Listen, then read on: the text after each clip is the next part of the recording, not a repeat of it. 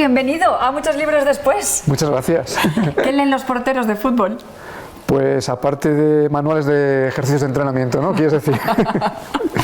Pues muchas cosas. La verdad es que mi madre es una gran lectora y desde pequeño siempre, bueno, me ha dicho que es importante leer y siempre uno descubre mundos muy interesantes, ¿no? También en casa de mis abuelos, cuando no podía dormir, acudía a la biblioteca y leía cosas que a lo mejor no eran muy adecuadas para un niño pequeño. ¿Qué leías de pequeño, Chus? Pues, por ejemplo, me gustaba mucho leer cosas de Gustavo Adolfo Bécquer, con ese ambiente romántico, las ánimas y cosas que a lo mejor, leyendas que a lo mejor no eran muy adecuadas para un niño y que a veces me hacían llamar a la abuela y decir que tenía un poco de miedo porque había leído una leyenda de Bécquer que era un poquito fuerte, pero era lo que había y me descubría mundos muy interesantes. Pues venga, vamos a comenzar porque nos has traído 3 libros. Ya sabes que las normas son que por lo menos uno no lo recomiendas a los telespectadores. Como lector, ¿por cuál empezamos? Pues mira, si quieres empezamos por Ángel Escaso, por este libro donde se alzan los tronos. Ella después ha escrito varios libros, sobre todo dedicados a la figura de la mujer, que ha tenido un papel en la historia, pero a mí este me llegó a las manos, además, bueno, pues de la forma más curiosa que te puedas imaginar, porque yo Ángel Escaso la admiraba como periodista, cuando trabajaba en televisión precisamente, cuando yo era pequeño presentaba el telediario, pero luego empezó a hacer literatura sobre todo relacionada con la historia, ¿no? A mí me gusta mucho la historia, pero quizás desde un punto de vista más divulgativo, ¿no? Una historia que esté novelada. Yo se lo decía un día que tuve la oportunidad de hablar con Ángel Escaso, le decía, es que la ventaja es que a veces los periodistas están acostumbrados a utilizar ese lenguaje tan sencillo que se agradece, ¿no? Leer una novela que te interesa pero que está escrita de una manera más accesible que a lo mejor los grandes clásicos de la historia. Y aquí además trata un momento muy importante en España, cuando Carlos II se queda sin descendencia, es el final de los Austrias, entran los Borbones y claro, hay tortas en toda Europa, ¿no? Por conseguir el trono de España, porque España era mucho más que ahora, ¿no? Ahora que se quiere romper un poco España, ¿no? Y valga un poquitín el ejemplo con la actualidad, ¿no? Y hay tanto follón de quién gobierna, quién no gobierna, pues para que veamos que eso siempre ha habido a lo largo de la historia. Y al final, fíjate, vinieron los franceses a través de los Borbones, con Felipe V, siguen todavía porque nuestro rey es Borbón, dentro también de ese debate, ¿no? Que hay entre república y monarquía, pero es muy interesante la cantidad de intrigas, la cantidad de intereses creados que hay. Una de las cosas que me llama la atención del libro es que esos movimientos que había, esos intereses hace 3 siglos por el poder, pues en realidad sigue pasando hoy en día, ¿no? Cuando hay intereses por ver en qué comunidad, en qué ayuntamiento, en qué país gobierna uno o gobierna otro, las relaciones entre países, el decir voy a acaparar más poder a lo mejor ahora dentro de la economía, pues para prevenir todo lo que viene desde Oriente, ¿no? Pues en aquella época ya lo pasaba, ¿no? Quizás donde más dan el clavo Ángel Escaso es en eso, ¿no? Porque a lo mejor a alguien que no le guste la historia puede tener miedo a meterse en un libro farragoso de fechas, de contar hechos, y sin embargo lo verdaderamente importante en este libro es esas intrigas y el por qué pues alguien que fallece dentro de una dinastía sin hijos, cómo se gesta el que venga otra dinastía. Y de fuera, claro. Y de fuera, bueno, además. Los Austrias eran de fuera, pero realmente pertenecían a nuestro imperio. Claro, pero ya desde Carlos I, que fíjate, es curioso, el primer Austria ya provoca la revuelta que hubo aquí en Castilla y León con todo el tema de los comuneros. Parece que siempre al rey extranjero se le veía un poco como con desconfianza. Bueno, el rey Juan Carlos también venía de fuera, porque aunque era español, por cuestiones había tenido que criarse, nació en Roma, tuvo que criarse fuera. Entonces es muy curioso eso, ¿no? El juego de intereses que hay. Bueno, Ángel Escaso, donde se alzan los tronos, la historia de una mujer que quiso ser rey. Aquí dentro nos explicará por qué nos dice que una mujer que quiso ser rey. Porque al final, bueno, voy a dejarlo ahí, pero tú piensa que ¿quién tiene niños? Una mujer. Y si alguien muere sin descendencia, ¿quién tiene que capitanear el barco, no? Es uno de los momentos muy curiosos del libro, ver cómo se buscan mujeres para darle un heredero a Vamos con el siguiente, venga. Bueno, pues el siguiente es un libro muy actual, Blues en la habitación 143. Además, mira, he querido tirar un poco para León porque Antonio Martínez Llamas es un médico, deportista, hace mucho tiempo que le conozco personalmente, es un tío que merece la pena y además es una editorial leonesa, la editorial Eolas, con lo cual, bueno, pues él también le gustaba mucho la novela histórica, la novela un poquito más farragosa y ha hecho una novela que yo creo que la ha escrito en poco más de una semana, pues planteando también algo de actualidad, que es cuando surge el amor con diferencia de edad. ¿Qué pasa? ¿Cómo lo acepta la sociedad? ¿Cómo tienes que ocultarte? Pues porque hay un protagonista con 63 años y una chica con 38. O sea, el mayor es el hombre, en este caso. El mayor es el hombre, ella es la joven, cada uno tiene su vida, tienen que quedar en un hotel para verse y ahí suceden cosas que llegan a ser dramáticas. Y es del leonés Antonio Martínez. Me imagino que quedarán en la habitación 143. Efectivamente, una habitación en la que van a pasar muchas cosas y también relacionadas con su propio pasado. A veces no es bueno ocultar, y ojo con las redes sociales porque aquí también se plantea ese problema. ¿Lo recomendamos? Sí, sí, por supuesto. Venga, y ahora vamos al que no recomendamos, hablando de deportistas. Bueno, yo te quería hacer esa matización, porque recomendar o no recomendar, yo evidentemente hay cosas del libro que no me gustan, pero no me gusta tampoco matar a ningún libro antes de que lo lea otro lector, porque a lo mejor a alguien le puede gustar. Vale. Yo tenía mucha curiosidad por leer el libro Creer, de Diego Simeone. Al margen de que a la gente le pueda gustar el Real Madrid, el Barcelona, el Atlético, el que un equipo pase de ser un equipo mediocre, entre comillas, con jugadores que no son estrellas mundiales, a ser capaz de plantar cara a los mejores equipos, ahí sucede algo. ¿Qué es lo que no me gusta de este libro? Bueno, pues que todos conocemos quizás un poco desde fuera la personalidad del Cholo Simeone y no deja de ser un poquito narcisista, ¿no? Es decir, él aquí plantea lo que hay que hacer para ganar un equipo que es mejor que tú. En el fútbol y en el deporte en general no todo son matemáticas, ¿no? Y afortunadamente no siempre gana el que más dinero tiene, y ahí ese punto de partida me gusta mucho. Quizás lo que le echo en cara a lo mejor al Cholo Simeone es que es un poco narcisista en ese sentido, ¿no? Porque yo creo que un gran entrenador, él lo es, pero tienes que tener un gran equipo detrás. No eres tú el único causante de los éxitos. Dice en la página 255, según cómo se pierda un partido, el equipo se puede hundir o no. Es importante controlar la forma de la derrota cuando toca. Efectivamente, y hay un punto de partida que a mí me llamó mucho la atención. Cuando tú juegas contra alguien que ya sabes que es mejor, en reconocer eso, ya está tu primer punto para lograr ganarle. Para lograr ganarle. O sea, tienes que reconocer que es mejor.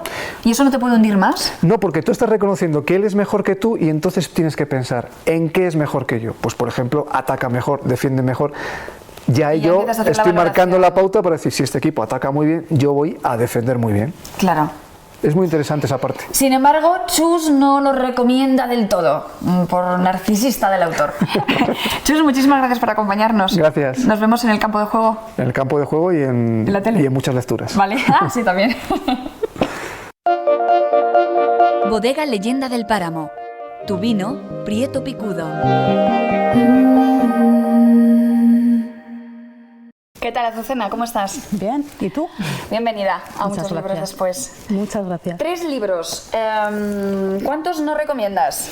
Pues mira, 2 recomiendo y por descarte 1 no recomiendo. 1 no lo recomiendas, Correcto. que de este tenemos que hablar. Ahora os explicamos por qué. Vale, pues ¿por cuál empezamos? Pues si quieres empezamos por El cuento de la criada, que es el que tengo más cerca. El cuento de la criada. Sí, muy conocido ahora, sobre todo por la serie. Lo que pasa es que es un libro bastante anterior, o sea, es del año 85. Entonces, digamos que si lo sacas un poco de contexto de lo que sería, o sea, la verdad es que es un libro que se complementa muy bien con la serie de televisión, porque la serie de televisión, digamos que se enfoca más a lo que es la actualidad, y este libro tiene un contexto y se nota más que es una distopía que la autora escribió en los años 80, con todo el tema de la Alemania del Este y del Oeste, la caída del muro y demás. Pero bueno, yo creo que la sinopsis es, ¿Cuáles yo son creo los que es protagonistas y conocida. cuál es la trama? Sí, Azucena? la trama es, bueno, es una realidad distópica, ¿vale? Es decir, sería en un futuro que tampoco se determina qué época y demás. Digamos que ha habido un cambio de roles y la mujer digamos que está totalmente cosificada y sometida, ¿no? Es decir, de alguna manera se la relaciona por su condición fértil, ¿no? De fertilidad. Digamos que... Ahí está su valor, el valor de la mujer. Exactamente. Tienes siempre la sensación de que todo lo que estás leyendo podría pasar. Es decir, ya está pasando. Sí, sí, digamos que hay países en los que ya se están produciendo este tipo de cosas, pero pero bueno, digamos que te asusta pensar que podríamos llegar a una realidad similar. Está muy de moda por el tema de la serie, pero yo recomiendo siempre que se lea el libro. No es exactamente igual, tiene cambios, se nota además que fue escrito en el año 85 y bueno, por alguna referencia y demás, y bueno, y la autora pues ahora es muchísimo más famosa, lógicamente, por el tema de las series de televisión, pero tiene otros libros también muy interesantes. Habrá ediciones eso, mucho más modernas, ¿no? Bueno, esta es la última. Esta se editó con relación a la serie de televisión, es decir, salió la serie de televisión y se reeditó. Venga, pues este es uno de los que recomienda Azucena. ¿Por cuál vamos ahora? El que tú Bueno, quieras. pues seguimos con los que recomiendo. Vale. Bueno, este es un libro muy especial porque es un libro que tiene, se llama La epopeya de Gigalmés. Es un libro, de hecho, se puede considerar el primer relato escrito. Tendrá pues más de 3.800 años probablemente. Son unas tablillas que se encontraron de una manera desordenada, varias tablillas con el relato, y bueno, pues los libros que os podéis encontrar son siempre traducciones, unas mejores, otras peores, y siempre relacionadas con la temática, con ensayos y con relación de, bueno, pues para que puedas entender un poco el contexto y demás. La historia es muy conocida, es decir, tú la lees y se ven influencias en todos los relatos y los libros y las epopeyas y sobre todo las novelas épicas posteriores. Es la base de prácticamente la mayoría de las novelas épicas y epopeyas que podáis encontrar. Y es un libro que, bueno, a lo mejor os puede sonar o a alguien le puede sonar, pero seguramente no se lo haya leído nadie. Entonces es muy interesante, sobre todo por la historia. La temática hace referencia a un rey babilonio, Gigalmés, que lógicamente es leyenda, porque bueno, aunque se considera que puede existir, lógicamente tiene mucho de parte de leyenda, en el que se dice además que es un ser fuerte, guapo, fantástico, es decir, que tiene el poder absoluto. Por lo tanto, tiene sometidos, entre comillas, a todos a sus súbditos, por decirlo así. Entonces los súbditos, lógicamente, lo que piden a los dioses es que de alguna manera hagan algo para que aparezca una persona que sea o que tenga al menos que sea su alter ego, es decir, que al menos pueda hacer frente a este rey que es tan poderoso, tan guapo, tan fantástico y demás. Poder, ¿sí? Sí, o por lo menos que se pueda enfrentar y que pueda tener o que puedan estar a nivel de igualdad. Y los dioses deciden crear del barro, y esto ya empieza a haber referencias un poco a lo mejor a cosas que os pueden sonar, crea del barro a Enkidu, ¿vale? Que es un personaje, digamos que sería el alter ego del héroe, que en este caso sería Gigalmés.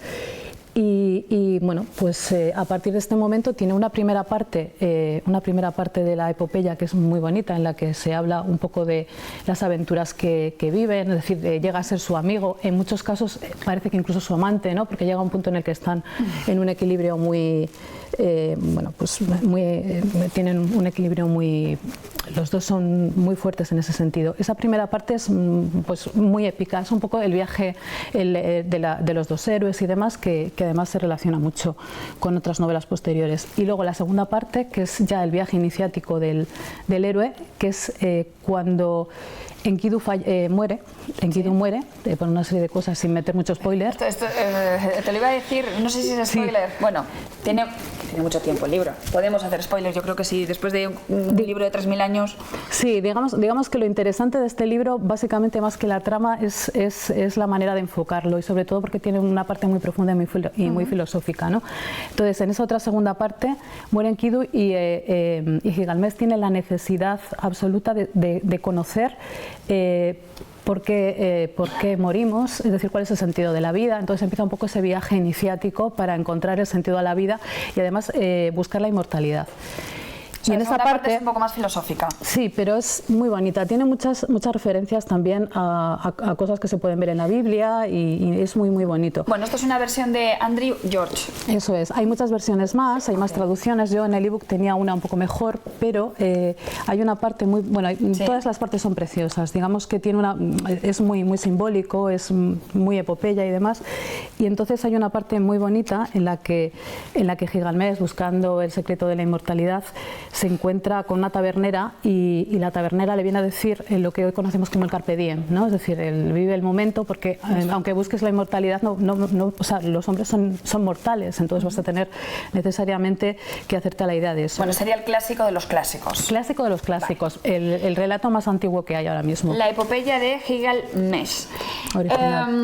Vamos por el que nos recomiendas, pero tenemos que hacer una puntualización, y es que no es este libro, es un libro de esta autora, pero no es este libro. Ahora aclaramos por qué has traído este. ¿Cuál es el que nos recomiendas? A ver, yo de Elisa Benavent he leído Soy una isla, y he leído también uno de los libros de una saga que tiene muy famosa, que ahora mismo no recuerdo el nombre, pero bueno, no es una trilogía, son 4 libros, y bueno, y más o menos la temática es la misma. Si habéis leído a Elisa Benavent, es una escritora que escribe de una manera muy amena, muy divertida y demás, y siempre es novela romántica, pues eso, digamos, relaciones amorosas entre, bueno, pues un grupo de chicas, un poco Sexo en Nueva York, es un poco este rollo. Entonces, a mí, Mi isla, que fue el que yo leí completo, aunque prometo leer este también, me pareció pues un poco más de lo mismo que había leído en la saga anterior, que los zapatos de Valeria se llamaba la saga anterior.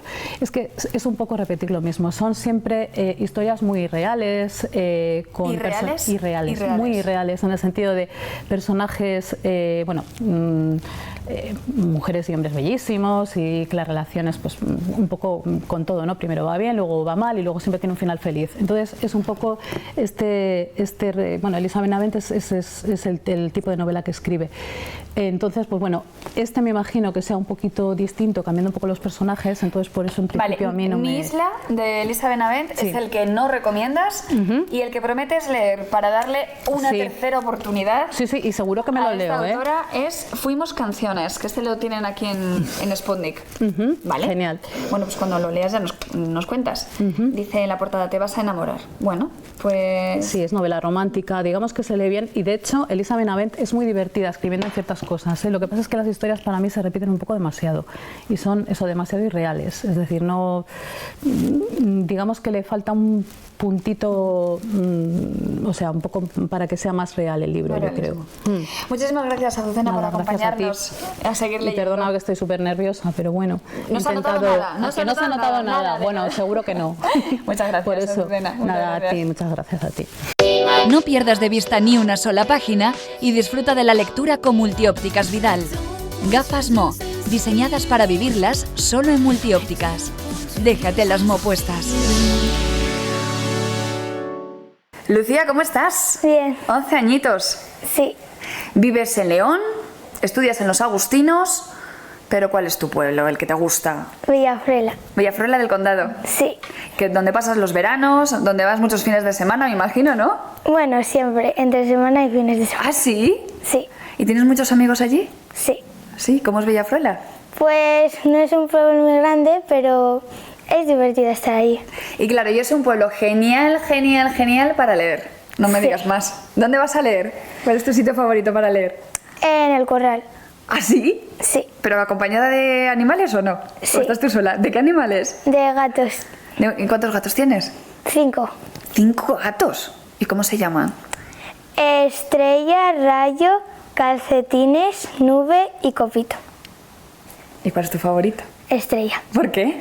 Pues porque es la más cariñosa y la que más se deja acoger y la que pasa más tiempo conmigo. ¿Tú lees historias sobre gatos, sobre animales, o tú prefieres otro tipo de literatura, otro tipo de libros? Bueno, leo más de fantasía porque me gusta mucho, pero suelo de leer un poco de todo para mi edad. Pero una cosa, porque a mí me han chivado que tú eres la mejor lectora, te han dado el premio a la mejor lectora del Colegio Agustinos, ya, bueno, durante 3 años seguidos te han dado este premio. Sí. Sí, ¿y eso por qué? ¿Eso cómo es? ¿Cómo te dan ese premio? Pues a nosotros nos mandan leer los libros que nosotros queramos y hacer luego fichas. Sí. Y luego los que más fichas tengan les dan un diploma. ¿Y tú tienes ese diploma? ¿Tienes 3? Sí. Diplomas ya. Vamos a ver, hace 2 años, el año pasado, ¿cuántos libros te leíste? Creo que 30 y algo. Wow. ¿Y este año cuántos llevas? 42. O sea que ya te has superado. Sí. Sí. ¿Y quién escoge los libros? Yo y mi madre. ¿Te ha costado buscar tus favoritos y el que menos recomiendas? No. Lo has tenido fácil, sobre todo tus favoritos, ¿no? Sí. ¿Por cuál empezamos? Pues por este. Por este, venga, ¿cuál es? Cuéntame. Es El pescador de estrellas de Domingo del Prado. Es un libro que me llamó mucho la atención porque la portada es muy colorida y todo, y las ilustraciones también son muy bonitas y llamativas. Yo lo leí cuando era pequeña, tendría 8 años o así, y la verdad es que aprendí mucho con este libro porque es un niño que va capturando estrellas con una red que le regaló su abuelo, y cada estrella le va explicando algo de su vida diaria. Y para que no se le olvide lo que ha aprendido, luego le da un papelito como con un resumen, una frase muy bonita para que se recuerde de ella. Por ejemplo, bueno, la persona, el ilustrador es de León, es Domingo del Prado, que es de Pobladura de Yuso, y aprende a leer en Pinilla de la Valdería, en León, dice. ¿Tú dónde aprendiste a leer? En el pueblo. ¿En el pueblo? O sea, ¿con tus padres? ¿Te enseñaron ellos a leer? Sobre todo mi madre. ¿Y el primer libro que leíste, te acuerdas? No. ¿No te acuerdas del primero? Bueno, sería uno de cuentos de estos de... Te quiero, mamá. Mira lo que dicen por ahí. Te quiero, mamá. Dicen que ese fue el primero que leíste. Te quiero, mamá. Léeme algo que no sé, porque dices que por cada estrella es como un mensaje. Sí. ¿Cuál es tu estrella favorita? Esta, porque es la amorosa, la cariñosa. Tú eres muy mimosa, ¿eh? Muy cariñosa, que sí. Bueno, sí. Bueno, y terminaste el libro. ¿Por qué llegó a ti, me dices? Porque viste la portada y te gustó y lo compraste. Bueno, no tan así. Es que me lo compró mi madre y llegó a casa y yo lo vi y ya empecé a leerlo. Y ya está. ¿Y te lo leíste en cuánto tiempo? ¿Te acuerdas? Pues era un poco pequeña, entonces 4 días o 5. ¿Y terminaste y qué sentiste? ¿Que te dio pena? ¿Te encantó? Me encantó. ¿Y volviste a leerlo otra vez? ¿Ah, sí? Sí. ¿Cuántas veces lo has leído? Muchísimas. Me pasó... Es que leo muchísimos libros, pero también me gusta releer y este es uno de los que más releo. Bueno, pues El pescador de estrellas, para tenerlo siempre contigo. Sí. ¿Verdad? ¿Es tu favorito? ¿Este es tu favorito? Bueno. También ha salido la segunda parte, también me la he leído, pero me ha gustado más esta. Claro, también son los recuerdos, ¿no? De cuando eras más pequeñita. Venga, pues vamos a por el siguiente, Lucía. Sí.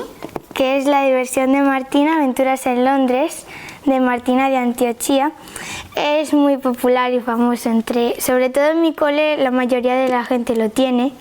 Y va de una niña que juega con unas amigas en el escondite en el bosque. Y se encuentran en una avioneta, entran, le dan a un botón y salen disparadas para Londres. Y en Londres empiezan están solas, luego se hacen amigos de uno que es de España pero vive en Londres. Y bueno, y pasan muchas cosas y luego tienen que como volver y todo. Claro, porque les propulsa el botón, se van y tienen que descubrir, me imagino, cómo regresar a... Claro. ¿A dónde? ¿A España o...? Sí, a Marbella. Sí, ¿no? A Marbella, están en Marbella.